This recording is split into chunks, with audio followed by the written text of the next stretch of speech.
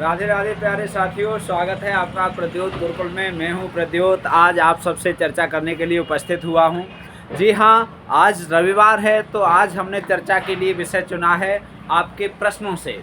आपके प्रश्न, बहुत सारे प्रश्न इस तरह के आ रहे थे कि सर, यदि हम कामकाजी हैं, यदि हम घर का काम करते हैं या हम नौकरी करते हैं तो नौकरी के साथ साथ हम तैयारी कैसे कर सकते हैं, हमारा सिलेक्शन हो सकता है या नहीं हो सकता है। तो कामकाजी लोगों का सिलेक्शन हो सकता है या नहीं हो सकता है, कामकाजी लोगों को कैसे तैयारी करनी है, इस सब पे चर्चा करने के लिए हम आज उपस्थित हुए हैं आप सबके मध्य। तो आज हमारी चर्चा का विषय यही है कि तैयारी कैसे करें, और विशेष रूप से कामकाजी विद्यार्थियों के लिए है। और कामकाजी का आशय क्या है, कामकाजी कहते किसे हैं, कौन कौन इसमें सम्मिलित होते हैं और किस किस तरह से लोग तैयारी करते हैं। पढ़ने के साथ साथ बेरोजगार जब होता है व्यक्ति तो तैयारी करने के लिए क्या क्या करना पड़ता है, कहाँ कहाँ घूमता है बेचारा, कैसे कैसे तैयारी करता है। तो ये सब चीज़ें आज हम चर्चा करने के लिए उपस्थित हुए हैं। ठीक है, तो आइए देखिए, आज हम बात करते हैं काम करते समय कामकाजी विद्यार्थी, विशेष रूप से महिलाएं या कुछ पुरुष भी जो कामकाजी हो सकते हैं, कार्य करते हैं और कार्य करने के साथ साथ तैयारी भी करते हैं। तो आपका लक्ष्य चाहे टीजीटी हो, चाहे पीजीटी हो, असिस्टेंट प्रोफेसर हो, या आप आरपीएससी की किसी परीक्षा में हैं, first grade second grade lecturer में हैं, या आप उत्तराखंड एलटी की हैं, या आप बिहार बीपीएससी की परीक्षा दे रहे हैं, प्रवक्ता की परीक्षा है, या सहायक अध्यापक की है, एमपी वर्ग 2 की है, आप किसी भी क्षेत्र में यदि आप परीक्षा दे रहे हैं और आप कामकाजी हैं तो ये वीडियो आपके लिए विशेष है, आपके लिए खास है। चलिए, तो आज की हम चर्चा शुरू करते हैं और बहुत ही महत्वपूर्ण तरीके से हम आपको समझाएंगे कि कामकाजी होते हुए भी आप सफलता ही नहीं, आप टॉप भी कर सकते हैं। और उसका सीधा उदाहरण हम भी हैं। हमने भी यूपी टीजीटी की परीक्षा टॉप की और हम भी एक कामकाजी विद्यार्थी थे। कामकाजी का आशय ये था कि जब हमने तैयारी की तो उस समय हम एक विद्यालय में पढ़ा रहे थे, और बेरोजगार व्यक्ति जब कोई किसी विद्यालय में पढ़ा रहा होता है मेरे हिसाब से कामकाजी 3 प्रकार के होते हैं। एक, या तो आप किसी विद्यालय में पढ़ा रहे हैं, दूसरा आप महिला हैं तो आप घर के कामकाज में व्यस्त रहते हैं, घर के कार्य में व्यस्त रहती हैं, बिजी रहती हैं, घर सुबह से शाम तक आपको कार्य करने पड़ते हैं। 2 हो गए। तीसरा कामकाजी का प्रकार ये है कि आप शिक्षा से दूर हैं, अर्थात आप किसी ऐसे फील्ड में नौकरी या कार्य कर रहे हैं जिसका शिक्षा से कोई संबंध नहीं है। तो अब तीनों प्रकार के विद्यार्थी, तीनों प्रकार के कामकाजी लोगों के लिए सफलता कैसे मिलेगी, इस पर हम चर्चा करेंगे। देखो, सबसे पहले तो हम चर्चा करते हैं ऐसे विद्यार्थियों की, ऐसे लोगों की जो लोग किसी प्राइवेट संस्थान में अध्यापन कार्य कर रहे हैं, महिला हों या पुरुष हों। प्राइवेट तौर पर किसी इंटर कॉलेज में या किसी डिग्री कॉलेज में या किसी भी विद्यालय में आप शिक्षण कार्य कर रहे हैं और आपको शिक्षण कार्य में बहुत अधिक समय देना पड़ता है। हम जानते हैं कि प्राइवेट सेक्टर में जब आप कार्य करते हैं या किसी विद्यालय में आप पढ़ाते हैं तो वो पैसे तो कम देते हैं, लेकिन सुबह से शाम तक आपका समय ज़्यादा लेते हैं, और समय, एक प्रतियोगी के लिए समय सबसे कीमती होता है। तो आप समय को मैनेज कैसे करें, सबसे पहले ऐसे विद्यार्थियों की हम चर्चा करेंगे, उन्हें समय का मैनेज कैसे करना है। तो उनके लिए हम आपको बताते हैं पहली बात तो, यदि आप हिंदी विषय से तैयारी कर रहे हैं और किसी कॉलेज में पढ़ा रहे हैं, यदि इंटर कॉलेज में पढ़ा रहे हैं या डिग्री कॉलेज में पढ़ा रहे हैं तो बहुत अच्छा है। यदि आप प्राथमिक स्तर पर पढ़ा रहे हैं तो प्राथमिक स्तर पर आपके द्वारा जो पढ़ाया जा रहा है वो विशेष रूप से ज़्यादा उपयोगी नहीं होगा आपकी परीक्षा के लिए। लेकिन यदि आप माध्यमिक स्तर पर शिक्षण कार्य कर रहे हैं या आप उच्च स्तर पर, आप स्नातक स्तर पर या परास्नातक स्तर पर भी आप पढ़ा रहे हैं हिंदी, तो आपकी तैयारी बहुत अच्छी हो सकती है। क्यों? क्योंकि जब हमने तैयारी की थी तो उस समय पहले हमने कुछ दिन इंटर कॉलेज में भी पढ़ाया था, कुछ वर्ष पढ़ाया था, लगभग 3 वर्ष। तो क्या था कि इंटर कॉलेज में जो पाठ्यक्रम है वो आपके टीजीटी पीजीटी में बहुत लगा हुआ होता है। और हम आपको बताएं, यदि आप टीजीटी पीजीटी के सामान्य विद्यार्थी हैं और आप बिल्कुल भी कामकाजी नहीं हैं, फिर भी आपको इंटर कॉलेज के जो पाठ्यक्रम हैं, अर्थात हाई स्कूल और इंटर में जो पाठ्यक्रम पढ़ाया जा रहा है वो पुस्तकें पढ़नी चाहिए। उन पुस्तकों का व्याकरण पढ़ना चाहिए, उन पुस्तकों में जो भी कहानी है वो पढ़नी चाहिए। उन पुस्तकों में से बहुत प्रश्न बनते हैं। यदि आप देखोगे तो इंटरमीडिएट पाठ्यक्रम आप यूपी की बात करेंगे तो भी, और आप राजस्थान की बात करेंगे फर्स्ट ग्रेड सेकंड ग्रेड में लेक्चरर में, वो कॉलेज पाठ्यक्रम या विद्यार्थियों का पाठ्यक्रम ही लगा होता है। तो वहाँ से बहुत सारे प्रश्न बनते हैं।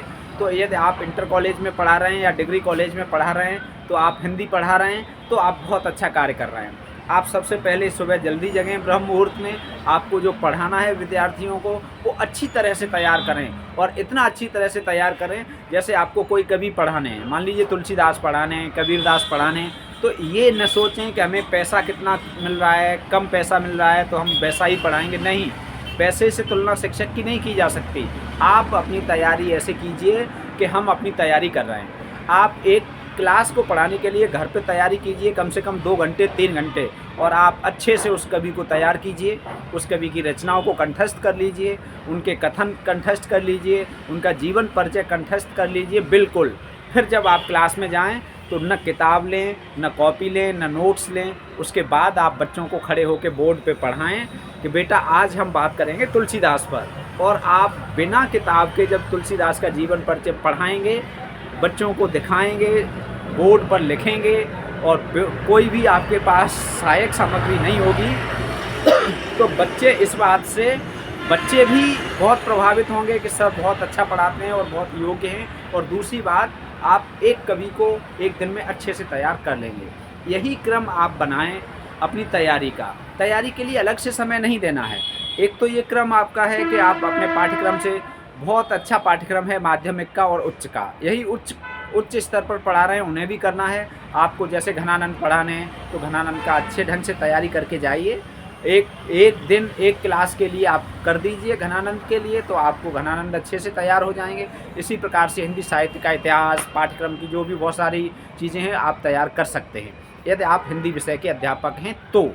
ठीक है, तो आप समझ गए होंगे। हमने जब इंटर कॉलेज में पढ़ाया, डिग्री कॉलेज में पढ़ाया, तब हम असिस्टेंट प्रोफेसर जो प्राइवेट तौर पर कार्य कर रहे थे, तो उसमें हमने क्या किया, जैसे हमें हिंदी साहित्य पढ़ाना है तो हिंदी साहित्य की घर से हमने बहुत अच्छी तैयारी की, और तैयारी करने के बाद हम क्लास में गए।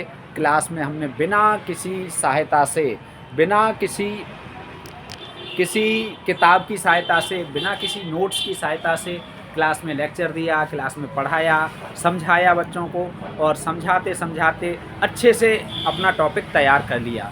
तो इसी प्रकार से इसके साथ साथ दूसरा हमने एक और आपको पहले भी बताया था कि जैसे ये तो हम पाठ्यक्रम वाला तैयार करेंगे, इसके अलावा यदि हमारे पास कुछ हमने नोट्स तैयार कर लिए, मान लीजिए हमने 20 पंक्तियाँ सुबह लिख ली एक कागज़ पर, या 20 रचनाएं लिख ली, या 20 तथ्य लिख लिए, वो हमने अपनी जेब में रखे। आप गए स्कूल में, बच्चों को पढ़ाया, और 1 2 आधा, जब भी आपको खाली घंटा मिलता है, खाली समय मिलता है, 5 मिनट का 10 मिनट का लंच का समय, तो आप उसे देखिए, रिवाइज कीजिए और पढ़ लीजिए।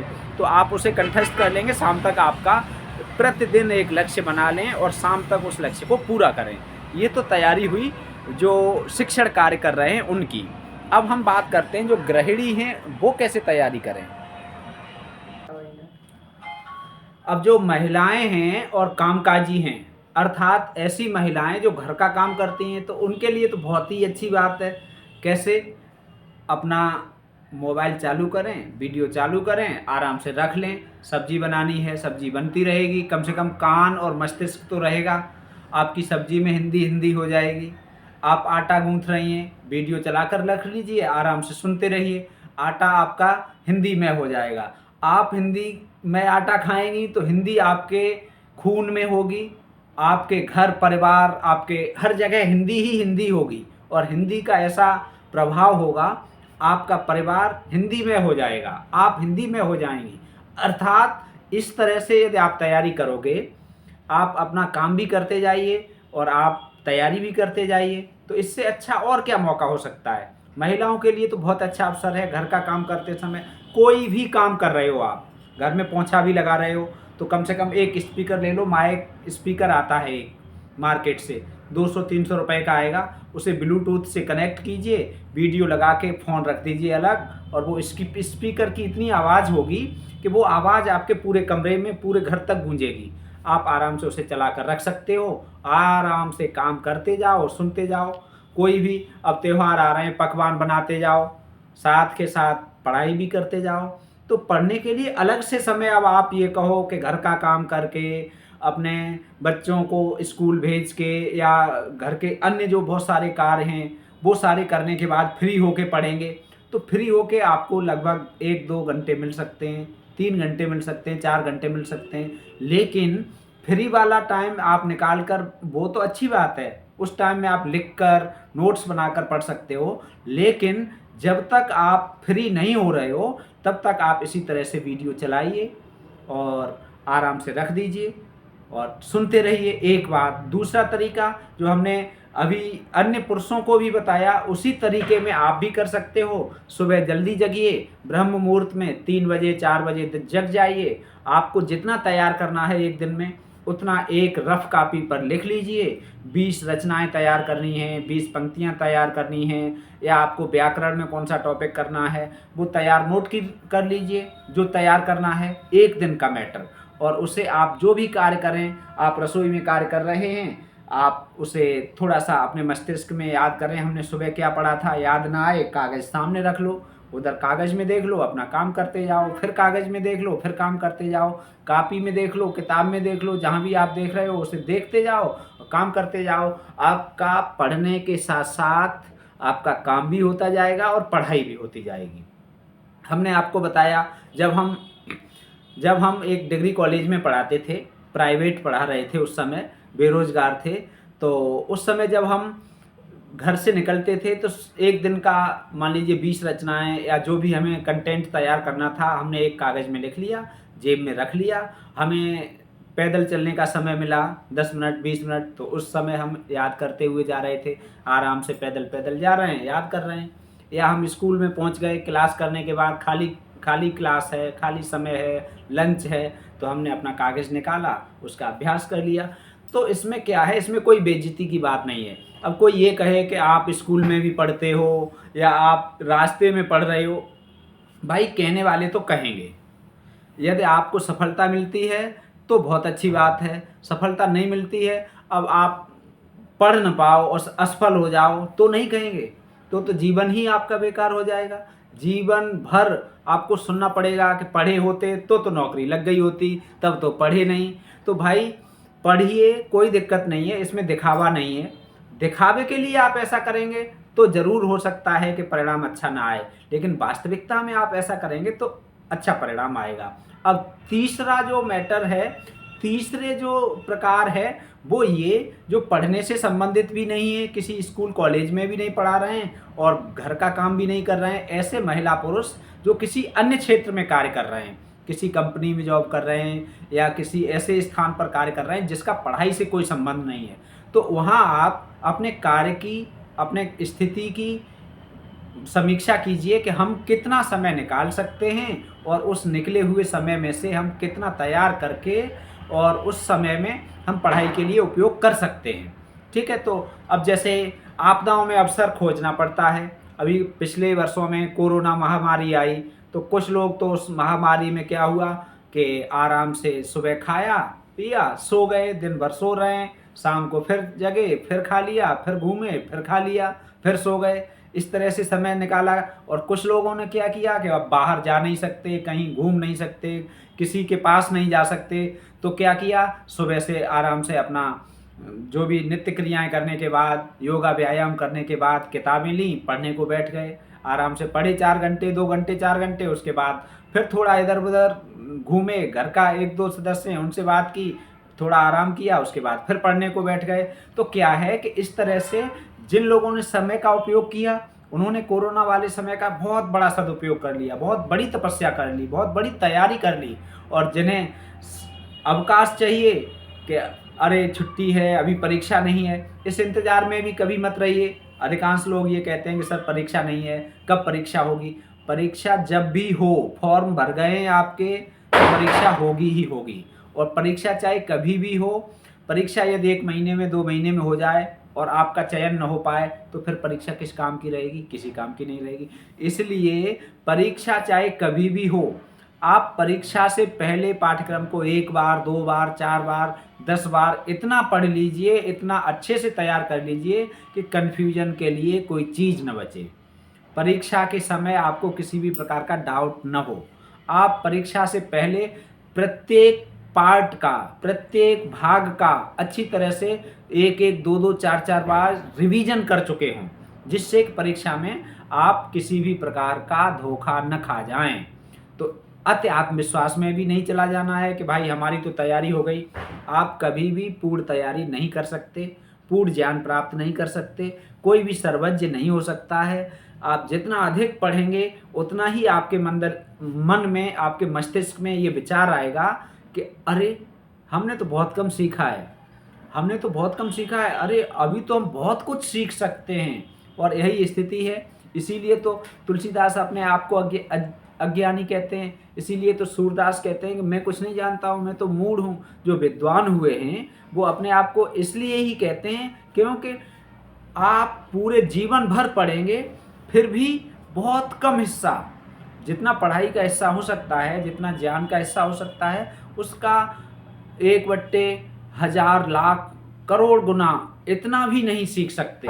तो अपना जीवन बहुत छोटा है, इसलिए हमें अपने पाठ्यक्रम पर विशेष ध्यान देते हुए, पाठ्यक्रम के अनुसार समय का सदुपयोग करते हुए, किसी भी प्रकार के आप कामकाजी हैं, उसी में से समय निकाल के, अलग से समय निकलेगा वो अच्छी बात है। रात को आप पढ़ सकते हैं, रात को कार्य करते हैं तो दिन में पढ़ सकते हैं, दिन में कार्य कर रहे हैं तो रात में पढ़ सकते हैं। सुबह, शाम, जहाँ भी जिन चीज़ों से समय बर्बाद होता है उनसे थोड़े थोड़े बचिए। हो सकता है मोबाइल आपका बहुत अधिक समय बर्बाद कर रहा हो, तो मोबाइल में रील देखने में, मोबाइल में फेसबुक पर समय देने में, इंस्टाग्राम या व्हाट्सएप पर अधिक समय देने में, या फालतू की फ़ोन वार्ता करने में यदि आप अधिक समय बर्बाद कर रहे हैं तो आप अपने लक्ष्य से दूर जा रहे हैं।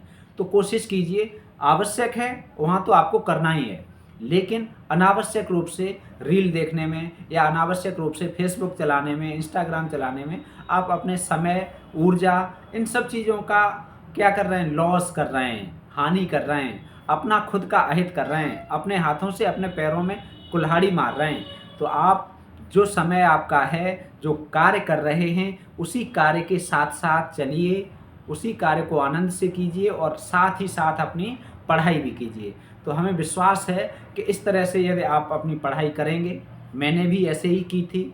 मैंने कभी भी कहीं कोचिंग नहीं की, कभी भी कहीं स्पेशली पढ़ाई नहीं की, घर पे भी रह के स्पेशली ये नहीं कि हम तैयारी ही तैयारी कर रहे हैं और कोई काम नहीं किया। गाँव में रहते थे, घर का काम भी करते थे, खेतों का काम भी करते थे, स्कूल में भी पढ़ाते थे। प्राइवेट तौर पर हमने जैसे पढ़ाई हमारी लगभग पूरी होने को थी, प्राइवेट एमए किया या इस तरह से पढ़ाई की, तो उस समय का जो पढ़ने के साथ-साथ कॉलेज में पढ़ाया और कॉलेज में पढ़ाने के साथ-साथ तैयारी भी की। अलग से तैयारी करने के लिए हमने 1 महीने की भी अलग से तैयारी नहीं की कि हम सब कुछ छोड़ के घर पे रहे हों। ऐसी कोई परीक्षा नहीं है जिसमें हमने 15 दिन भी सब दुनियादारी छोड़ के और घर पे रह के तैयारी की हो, बिल्कुल भी नहीं।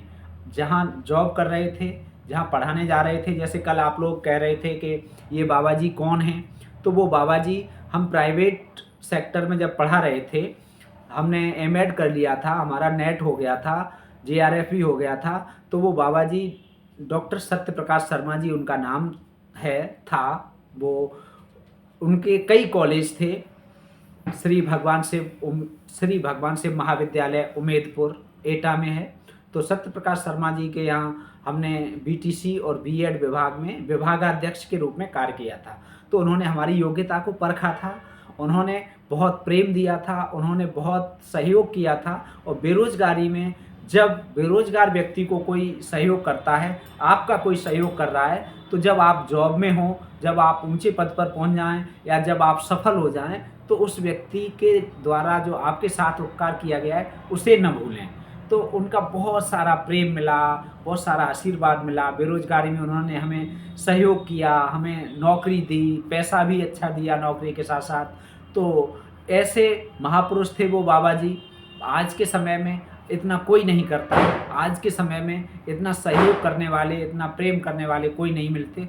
तो वो एक पुण्यात्मा थे, इसलिए उनका तृतीय तृतीय उनकी पुण्यतिथि थी, जिस पर एक कार्यक्रम था उनकी प्रतिमा अनावरण का। तो उसमें प्रतिभाग किया था हमने परसों, वो हमने आपको वीडियो दी थी। तो आप सबके प्रश्न थे। तो इस तरह का यदि आप भी यदि बेरोजगार हैं, आपकी कोई मदद कर रहा है, हम कर रहे हैं, आप कोई और कर रहा है, आपकी हेल्प कर रहा है, तो जब आप सफल हो जाएं तब उस व्यक्ति को न भूलें। जब आप सफल हो जाएं तब उसके जो दो तरह के लोग होते हैं, एक तो उपकार मानने वाले, एक उपकार न मानने वाले। तो हमें कृतघ्न नहीं होना है, कृतज्ञ होना है। अपने जो भी हमारे साथ जिसने भी उपकार किया है उसके साथ जीवन भर दूसरे के किए हुए एहसान को हम कभी न भूलें और अपने कर्तव्य को कभी न भूलें। हमारा कर्तव्य क्या है ये हमें याद रहना चाहिए, और दूसरे ने हमारे साथ क्या एहसान किया है, हमें क्या क्या क्या किन किन मौक़ों पर हमें लाभ पहुंचाया है, उस सब को हम याद रखें और उनके साथ हमेशा अच्छा करने की कोशिश करें। तो ये सारी चीज़ें हैं, आनंद से जिए। हिंदी एक ऐसा विषय है, बहुत रुचिकर है, पढ़ने को बैठ जाओ तो मन ही नहीं होता कि अब यहाँ से हट जाओ। कोई कहानी पढ़ रहे हो, कोई उपन्यास पढ़ रहे हो, कोई जीवनी पढ़ रहे हो, कोई आत्मकथा पढ़ रहे हो, इतने इतने रोचक प्रसंग हैं कि आप एक बार पढ़ने को बैठ जाओ तो मन ही नहीं होता है। ठीक है, तो इस सब के लिए आप अपने आप को तैयार रखिए। आप ऐसी तैयारी कीजिए जिससे पता लगे कि हाँ, आपने अच्छी सी तैयारी की है और वो आपकी तैयारी एक दिन रंग लाएगी और आपकी सफलता इस दुनिया में चारों तरफ शोर मचाएगी। हमारी ऐसी शुभकामनाएं हैं कि आप बिल्कुल सफल होंगे, 100% सफल होंगे, 100% सफल होंगे, और हम जितना सहयोग कर सकते हैं आपकी सफलता में उतना करने के लिए तैयार हैं। आज रविवार था तो आज हमने आपके प्रश्नों के हिसाब से कामकाजी लोगों की तैयारी कैसे हो। कामकाजी होना अभिशाप नहीं है, कामकाजी होना वरदान है। आप काम भी कर सकते हैं और सफलता भी प्राप्त कर सकते हैं। इसका साक्षात उदाहरण मैं खुद हूँ। मैंने भी काम भी किया और सफलता भी प्राप्त की। तो आप कामकाजी अपने मन से ये बात निकाल दीजिए कि हम कामकाजी हैं, हमें सफलता नहीं मिल सकती, और ये हम कामकाजी हैं, हम सफल कैसे होंगे।